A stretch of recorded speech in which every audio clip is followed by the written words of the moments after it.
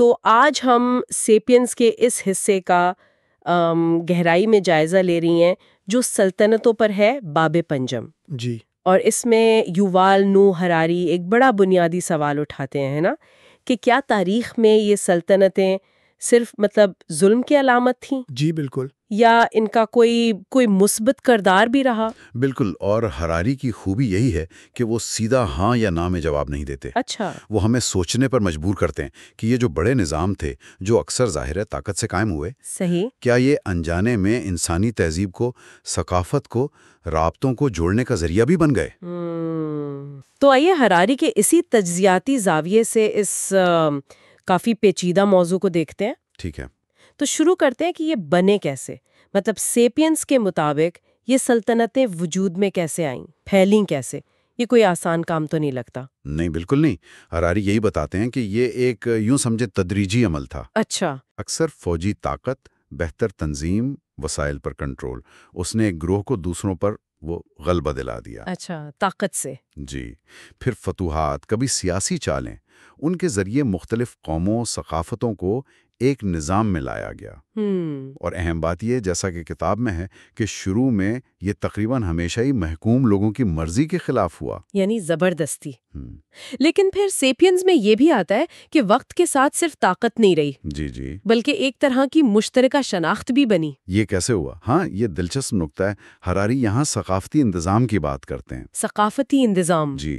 سلطنتوں نے اکثر ایک مشترکہ زبان اپنائی، جیسے رومی سلطنت میں لاطینی تھی یا مغل دور میں فارسی، انتظامی اور علمی زبان. صحیح. پھر یکساں قوانین نافذ کیے، سڑکیں بنائیں، ڈاک کا نظام بنایا. اس سب سے کیا ہوا؟ رابطے بڑے ہوں گے. بالکل. تجارت بڑی، مختلف علاقوں کے لوگ جڑے اور ایک وسیع تر ہم کا تصور آیا. جیسے کوئی کہے میں رومی شہری ہوں. لیکن یہ ہم بننے کی قیمت کیا تھی؟ سیپینز تشدد پر بھی تو بات کرتا ہے. یقیناً. اور ہراری اس تضاد کو، اس دوگلےپن کو صاف دکھاتے ہیں. سلطنتیں قائم ہی تشدد سے ہوتی تھیں، بغاوتیں، کچلنا، وسائل پر قبضہ کرنا. لیکن ستم ظریفی دیکھیں، اسی طاقت نے اکثر اپنے علاقوں میں ایک طرح کا امن و امان بھی قائم کیا. پیکس رومانا کی مثال دی جاتی ہے، رومی امن کا دور. اچھا، یعنی ایک طرف تشدد، دوسری طرف امن. جی.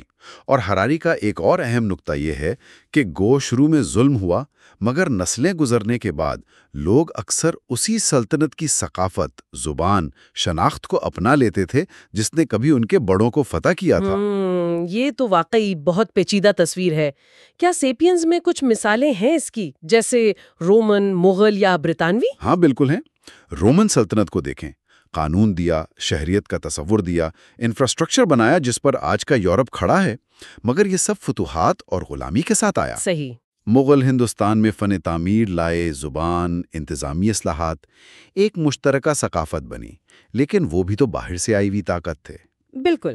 اور برطانوی سلطنت، عالمی تجارت، انگریزی زبان، جدید ادارے پھیلائے.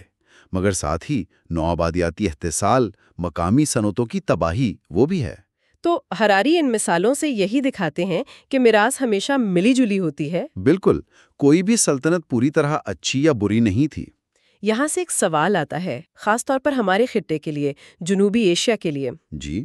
کیا ہم کہہ سکتے ہیں سیپینز کے تجزیے کی روشنی میں کہ پاکستان اور ہندوستان میں آج بھی سلطنتوں کے، خاص طور پر برطانوی راج کے اثرات باقی ہیں؟ یہ ایک بہت اہم سوال ہے جس پر ہراری سوچنے کی دعوت دیتے ہیں.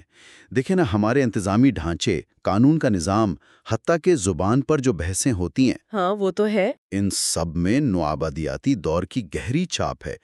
ریاستی اداروں کی مرکزیت پسندی، یا یہ سوچ کے مرکز ہی سب کچھ ہے، یہ بھی تو کہیں نہ کہیں اسی سلطنتی طرز فکر کی باقیات ہو سکتی ہیں. تو ہراری ہمیں یہ دیکھنے کو کہتے ہیں کہ یہ ماضی کی وراثت آج ہمارے حال اور مستقبل پر کیسے اثر ڈال رہی ہے. تو اگر ہم سیپینز کے اس باب کا خلاصہ کریں تو سلطنتیں تاریخ کی ایسی قوتیں تھیں جو بے وقت بنا بھی رہی تھیں اور بگاڑ بھی رہی تھیں. صحیح. انہوں نے انسانوں کو بڑے پیمانے پر جوڑا، مشترک ثقافتیں بنائیں، لیکن اس کی قیمت اکثر ظلم، جبر اور مقامی شناختوں کے مٹنے کی صورت میں ادا کی گئی. بالکل درست. تعمیر بھی، تخریب بھی. اور ہراری ہمیں آخر میں ایک اور غور طلب سوال دے جاتے ہیں. وہ کیا؟ کہ کیا آج کی دنیا میں جو بڑے معاشی اور سیاسی طاقت کے مراکز ہیں، جنہیں ہم گلوبل پاور بلاکس کہتے ہیں، جی کیا وہ دراصل سلطنتوں کی ہی نئی شکل نہیں ہے؟